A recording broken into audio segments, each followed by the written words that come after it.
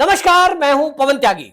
उत्तराखंड के हल्द्वानी में हुए दंगे में धामी सरकार ने जिस तेजी के साथ एक्शन लिया है, उसके कारण से पूरे दंगा करने वाले और मानसिकता के लोगों के अंदर भय व्याप्त हो गया है। आलम यह है कि लोग घरों में दुबके हुए हैं या तो अन्य शहरों में पलायन कर रहे हैं, धीरे धीरे वहां से भाग रहे हैं। ऐसी खबरें जब सरकार को लगी तो धामी सरकार ने बाकायदा पुलिस की कई टीमों का गठन किया और जो भी राज्यों में ऐसी संभावना जताई गई कि जहां ये दंगाई भाग सकते हैं, पुलिस की टीम लगातार वहां दबिश दे रही है। और इसी के कारण आप ये देखें कि उत्तराखंड पुलिस ने जो इस दंगे का मास्टरमाइंड है उसको दिल्ली से गिरफ्तार किया है। यानी एक बात साफ होती दिखाई दे रही है कि अब उत्तराखंड की पुलिस भी योगी सरकार की तरह, जैसे योगी जी की उत्तर प्रदेश की पुलिस है, उसी तरह से एक्शन और ऑपरेशन करती है। ये हल्द्वानी के इस एक्शन ने दिखा दिया है। जहां एक तरफ धामी सरकार इसके दबाव में नहीं आई, वहां दूसरी चीजें मैंने पहले भी वीडियो में बताई है कि इस दंगे के पीछे एक सोची समझी रणनीति और एक षड्यंत्र था, जिसमें कांग्रेस, समाजवादी पार्टी और बाकी वहां पर जो इस तरह के एक कट्टरपंथी सोच के लोग हैं, बांग्लादेशी घुसपैठियों के पीछे पीएफआई का हाथ भी इस दंगे में शामिल होता नजर आया है। प्रारंभिक जांच में जो चीजें खुलासा हुई थी, मैंने पहले भी वीडियो में आपको बताया, प्लानिंग बनाई गई और उस प्लानिंग में यह तय किया गया कि महिलाओं को और बच्चों को आगे रखा जाएगा। यह पुलिस को आगे बढ़ने से रोकेगी। दूसरा, जो टीम है वो पेट्रोल बम और पत्थरों से हमला करेगी, यहां तक कि गोलियों को भी इस्तेमाल किया गया। पुलिस और प्रशासन को निशाना बनाया गया। एक सूत्री कार्यक्रम इनका यह था कि जो ये अतिक्रमण हटाने के लिए टीम आएगी, इनके जो टीम के मेंबर हैं, यानी पुलिसकर्मी और प्रशासन के लोग, नगर निगम के लोग, इनको मार देना है। और अगर इनको मार दिया तो आगे से ये लोग नहीं आएंगे। इसी में अब जो चीजें सामने निकल कर आई वो ये पता चला कि समाजवादी पार्टी के निकट सहयोगी, यानी एक समाजवादी पार्टी के नेता का तो भाई उसमें आ गया है, और कांग्रेस के विधायक की भी मिली भगत सामने आ रही है कि वहां सरकारी जमीनों पर कब्जा कराना, फिर उसमें प्लॉट काट देना और उस प्लॉट काट करके पैसे कमाना। यह धंधा एक चल रहा था पिछले कई साल से, कांग्रेस की सरकारों में यह वहां चलता रहा। और इसके लिए आपको बता दूं, अब्दुल मलिक नाम का एक व्यक्ति है जो इस तरह से सरकारी जमीनों पर कब्जा करके प्लॉट काटता था और प्लॉट काट के फिर वहां कॉलोनी बसा देता था। करोड़ों रुपए उसने कमाए। प्रशासन में बैठे हुए लोगों को भी वो पैसा दिया। वहां का जो नेता है, स्थानीय विधायक, कहा यह जा रहा है कि कांग्रेस के नेता को भी वो पैसा दिया गया। अब वो दिया गया कि नहीं दिया गया, ये पुलिस दोनों तरफ से जांच कर रही है। जो ये दंगा हुआ है, इसको लेकर मजिस्ट्रेट जांच के आदेश दे दिए गए हैं। तेज तर्रार एक आईएएस अधिकारी को इस जांच के पीछे कमिश्नर को लगाया गया है। यानी पुष्कर सिंह धामी ने ये बिल्कुल साफ कर दिया है कि वो उत्तराखंड के शेर हैं और अब इस शेरों की भूमि पर, देवों की भूमि पर ये घुसपैठियों के लिए कोई जगह नहीं है। और इसीलिए आपको बता दूं कि मेरे पास जो खबर आई है वो ये है कि अब धामी जी ने केंद्र से सहयोग करके और ये कहा है कि मुझे अतिरिक्त बटालियन दी जाए केंद्रीय सुरक्षा बलों की, क्योंकि पुलिस को जिस तरह से टारगेट किया गया उसमें कहीं ना कहीं एक षड्यंत्र की बू सामने आ रही थी। तो कई बार ऐसा होता है कि जो स्थानीय प्रशासन है, पुलिस है, वो कहीं ना कहीं उस तरह का आक्रामक नहीं हो पाता। केंद्रीय सुरक्षा बलों की तैनाती में यह अतिक्रमण का हटाना पुष्कर सिंह धामी ने तय किया है कि यह जारी रहेगा। और एक भी इस तरह का घुसपैठिया अगर उत्तराखंड की भूमि पर कोई है, अब तो उसको उत्तराखंड से निकाल के ही दम लेंगे। और इसीलिए आपको बता दूं, बुलडोजर की कार्रवाई लगातार चल रही है। कोई लोग सोच रहे होंगे कर्फ्यू लगा हुआ है। धामी जी ने पहले ही दिन देखते ही गोली मारने के आदेश डीएम के द्वारा दिए गए थे और इसी के कारण से लोग घरों में दुबके हुए हैं। कुछ लोग जो दंगे में शामिल थे वो रातों रात वहां से फरार हो गए और यह कहा जा रहा है कि वो उत्तर प्रदेश या बिहार या तो दिल्ली तक भी आ गए हैं। अब पुलिस की पार्टियां उनको ढूंढ रही है। सीसीटीवी फुटेज के आधार पर उनका पूरा रिकॉर्ड बनाया जा रहा है। और आपको बता दूं कि 5000 अज्ञात लोगों पर एफआईआर में उनका जिक्र किया गया है। 50 नामदर्ज नोट हुए हैं। तो अब आप समझ लीजिए कि सबसे बड़ी गिरफ्तारी उत्तराखंड के इन दंगाइयों की होने जा रही है। धामी जी ने यह भी तय किया है कि ये जो दंगाई पकड़े जाएंगे, इनके ऊपर यूएपीए की धारा लगाई जाएगी, एनएसए लगाया जाएगा। और जैसा कि योगी जी करते हैं, योगी जी से धामी जी ने सीख लिया है कि उसके लिए कानून पास हो गया और अब इनकी प्रॉपर्टी भी जब्त की जाएगी। क्योंकि यूएपीए की धारा जैसे ही लगती है मोदी सरकार ने ही यह काम कर दिया था कि यूएपीए की धाराओं में प्रॉपर्टी जब्त करना, आजीवन कारावास होना, यह अब जो भारतीय दंड संहिता बनी है उसमें यह प्रावधान है। नया कानून इंप्लीमेंट हो चुका है और इस इंप्लीमेंट के आधार पर आप समझ लीजिए पुष्कर सिंह धामी का बुलडोजर इन घरों पे चलेगा। तय कर दिया। ये जो जिस तरह से अतिक्रमण करके कॉलोनियों पे कब्जा हुआ है, इस पर अब धामी जी बहुत सख्त हैं। शासन प्रशासन पूरी तरह अलर्ट मोड पर है। कर्फ्यू लगाया गया है और केवल उस एरिया में कर्फ्यू लगाया गया है जहां ये दंगाई रह रहे हैं। बांग्लादेशी घुसपैठियों की भूमिका नजर आई है और पूरी एक कॉलोनी बसी हुई है। अब एक एक को वहां से निकाला जाएगा, किसी को बख्शा नहीं जाएगा। लेकिन अभी आप देखिए कई ऐसे सोशल मीडिया अकाउंट हैं जिनमें दो तरह के लोग, पत्रकार भी उसमें शामिल हैं, पोस्ट डाल रहे हैं। एक वो पत्रकार हैं जिसमें मैंने कहा मोहम्मद जुबैर टाइप के लोग हैं। वो क्या कह रहे हैं? पुलिस बर्बरता दिखा रही है। और देखिए ताज्जुब की बात, हिंदू नाम से कुछ प्रोफाइल बना करके और एक्स पर पोस्ट डाली जा रही है। एक ट्विटर का अकाउंट है, मैं आपको बता दूं, नेहा दीक्षित नाम से। आप एक्स पर अगर ढूंढेंगे नेहा दीक्षित तो देखें वो क्या लिख रही है। वो लिख रही है पुलिस हिंसक हो गई है और धामी की पुलिस घरों में मुसलमानों के घुसकर महिलाओं को मार रही है। हकीकत का पता लगाया गया। मेरे भी पत्रकार मित्र उत्तराखंड में हल्द्वानी में रहते हैं। मैंने कहा भाई पता लगाओ ये क्या मामला है। तो उन्होंने कहा मामला बिल्कुल इससे उलट है, क्योंकि जिस एरिया में कर्फ्यू लगाया है वहां गरीब जो बीमार है उनको दवाई देनी है, बच्चों को दूध पहुंचना है और इसके लिए पुलिस ने बाकायदा पहरे में गाड़ियों को भेजा गया है, एम्बुलेंस भेजी गई है। जो लोग बीमार है एक कॉल के ऊपर यह मदद पहुंचे ताकि जो आम आदमी है उनको कोई दिक्कत ना हो। तो पुलिस की निगरानी में, पुलिस की पहरेदारी में वहां घर घर में जाकर दूध बांटा जा रहा है, राशन का सामान दिया जा रहा है, दवाई दी जा रही है।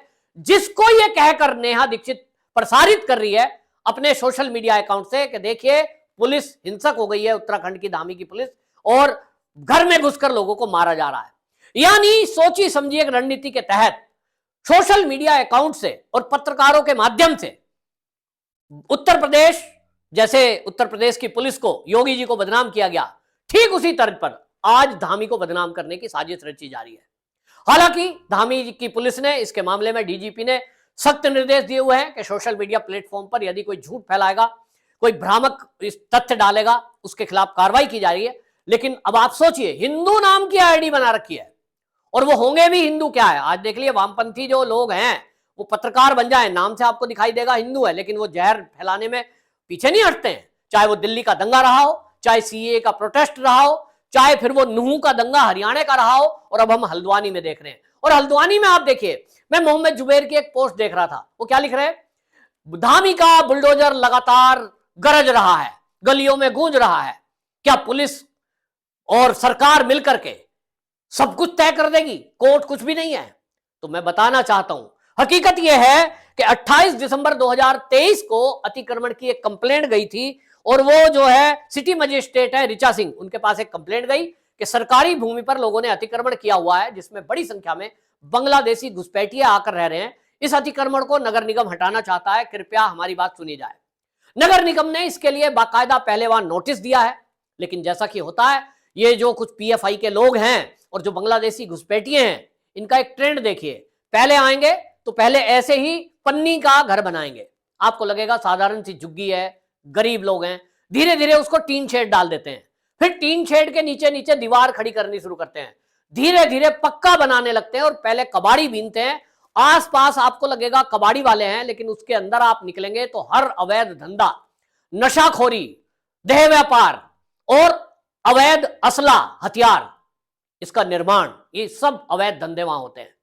कोई घुस नहीं सकता, घुसने की कोशिश करेगा तो घेर के मार दिया जाएगा।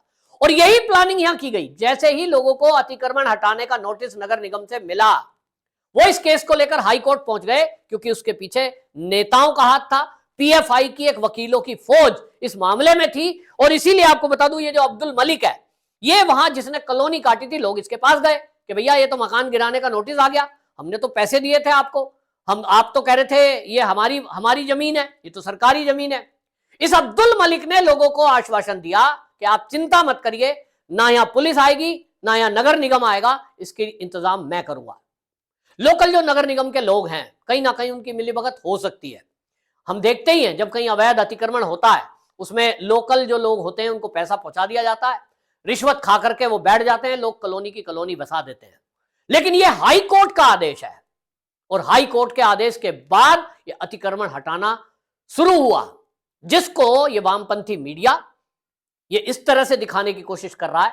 मैं एनडीटीवी को देख रहा था तो मुझे ताज्जुब आया कि मैंने तो सुना था कि एनडीटीवी के शेयर जो है अडानी ने ले लिए हैं। अब ये गौतम अडानी जरा गौर करे कि उनके टीवी के पत्रकार अभी भी उस वामपंथी मानसिकता से मुसलमानों को भड़काने में लगे हुए हैं और वहां ऐसा दिखा रहे हैं कि जैसे ये तो विचार हैं। मैं आपको एक और उदाहरण दिखाता हूं। एक एक्स पोस्ट पर एक अकाउंट है सद्दाफ आफरीन। ये सद्दाफ आफरीन में महिला की फोटो लगाकर एक्स पर आप देखेंगे, ढूंढेंगे तो वो पोस्ट की जा रही है। और क्या पोस्ट कर रही है वो? 7 पुलिसकर्मी की मुसलमानों ने नमाज छोड़कर उनकी मदद की और जान बचाई।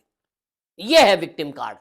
एक तरफ पुलिस वालों को घेर कर उनकी हत्या करने का षड्यंत्र, पेट्रोल बम से हमला, थाना जला दिया गया, गोलियां चलाई गई, और दूसरी तरफ ये इस तरह से उनके फेवर में सोशल मीडिया अकाउंट बनाकर और पत्रकार ये साबित करने में लगे हुए हैं कि देखिए मुसलमान जो वहां थे घुसपैठिए, वो जो बांग्लादेशी घुसपैठिए थे, वो तो नमाज छोड़ करके पुलिस को बचा रहे थे। लेकिन पुलिस इतनी निर्दयी थी कि जो बचा रहे थे उन्हीं को पीट रही थी। इनका नैरेटिव देखिए कि ये देश की पुलिस को बदनाम कर रहे हैं और अपराधियों का साथ दे रहे हैं जिन्होंने अवैध अतिक्रमण किया हुआ है। लेकिन पुष्कर सिंह धामी ने साफ कर दिया है, एक एक को खोज कर जेल के पीछे भेजा जाएगा, एनएसए लगाया जाएगा, यूएपीए की धाराएं लगाई जाएंगी, प्रॉपर्टी जब्त होगी। और अभी आप देख लीजिए लगातार बुलडोजर गरज रहा है और यह तय कर दिया है उत्तराखंड के नौजवानों ने भी, जनता का साथ है। मैं पहली बार देख रहा हूं, उत्तर प्रदेश में मुझे ऐसा देखने को नहीं मिलता। उत्तर प्रदेश में कहीं दंगा फसाद हो जाए, हालांकि ये हिंदू मुस्लिम दंगा नहीं है, जैसे कि वहां की डीएम ने कहा है, बहुत तेज तर्रार डीएम है और बहुत ईमानदार डीएम है, पूरी जनता उनकी तारीफ कर रही है। और डीएम ने पूरा खुलासा किया है कि ये हिंदू और मुस्लिम का दंगा नहीं है, ये मुस्लिम अतिक्रमण करने और कराने वाले माफियाओं का पुलिस पर हमला है, सरकार पर हमला है।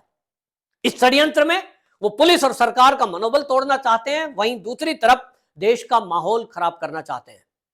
अब जो शासन और प्रशासन के साथ साथ जो एक्स आर्मी मैन हैं, मैं कई लोगों से मेरी बात हुई है, अब उन्होंने कहा है कि मोर्चा अब हम संभालेंगे।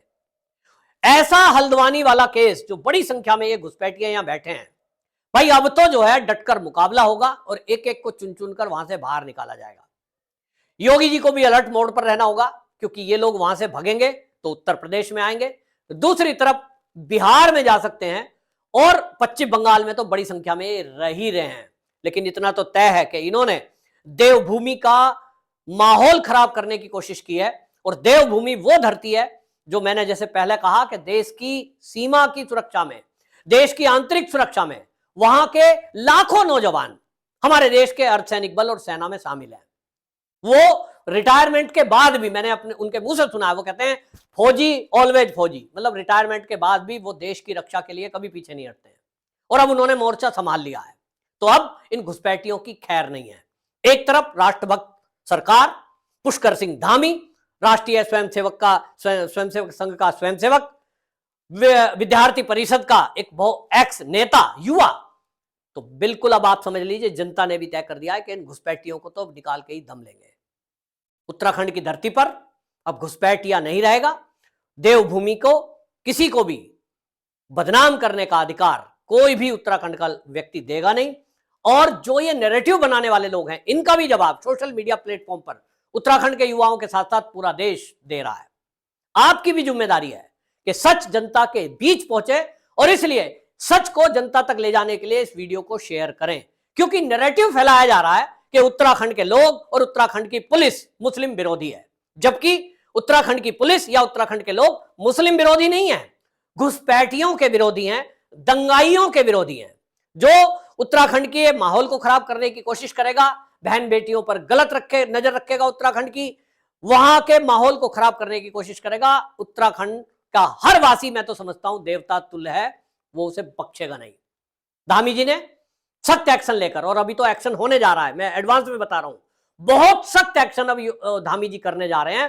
प्रॉपर्टी जब्त करके उनके घरों पर अब बुलडोजर की कार्रवाई होगी। कतई धामी जी रुकने वाले नहीं है। पुलिस का मनोबल हाई है, क्योंकि सरकार कंधे से कंधा मिलाकर उनके साथ खड़ी है। वंदे मातरम।